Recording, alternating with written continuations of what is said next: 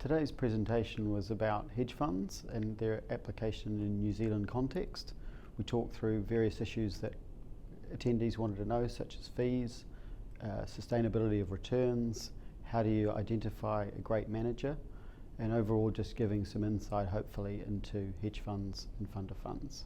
One question that a lot of people in the audience wanted to know is what is the role of algo trading in hedge funds, and really to explain algo trading is algorithmic trading, and that's essentially using machines to computer programs to create liquidity. Really, algo is essentially hitting the market. They'll offer bids and it generally creates more participants, more trades, more sales.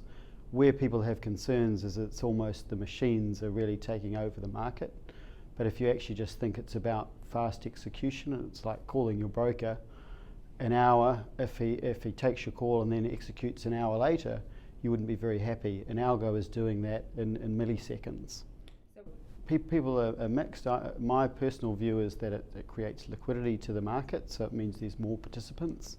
And in a New Zealand context, you've actually seen a lot of algos inbound, and it's actually to a certain extent pushed up the prices of some of our big liquid stocks, because the algos have to have a certain level of liquidity in the underlying stock before they can implement their trades.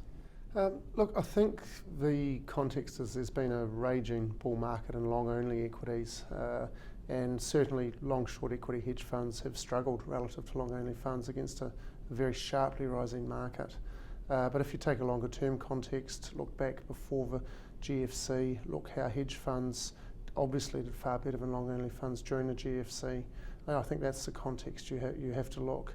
So perhaps people are just looking over a period where it has been a very long bull market, but if you take it further back to when market conditions were more mixed, hedge funds still very much have a role to play. I think markets have become very efficient in terms of their trading compared to how they used to be in the bad old days. The S&P used to be priced in 1/16. But if anything, markets are becoming a little less efficient in our view in terms of the depth of knowledge of companies, the depth of research coverage from broking analysts as pressures come onto those businesses. So no, I think it's really an argument which reflects the bull market we've been in for a very long time.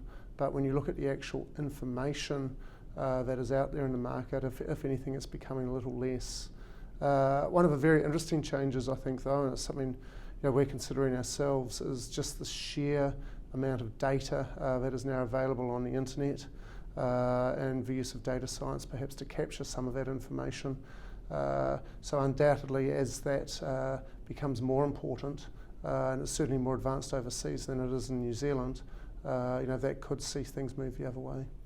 The way we look at hedge funds, we don't follow an asset allocation process whereby we have sort of an allocation to New Zealand equities or global equities or Australian equities. We look at hedge funds as equity type exposure, growth exposure, and what we look at is there a decent sized market for them to play in, which is the reason there's so few hedge funds in New Zealand. The New Zealand market's just too small to be able to run successfully a long short or another type of hedge fund strategy.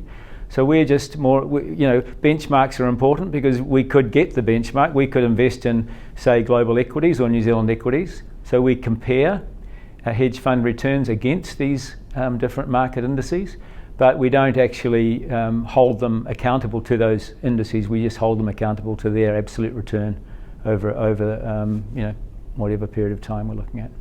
Interesting question. It's been a time of very low volatility. There's been some spikes, like we had a spike in the December quarter, but it was still, the underlying volatility was still very low. So I think that we haven't had the volatility which often feeds into these type trend following type strategies.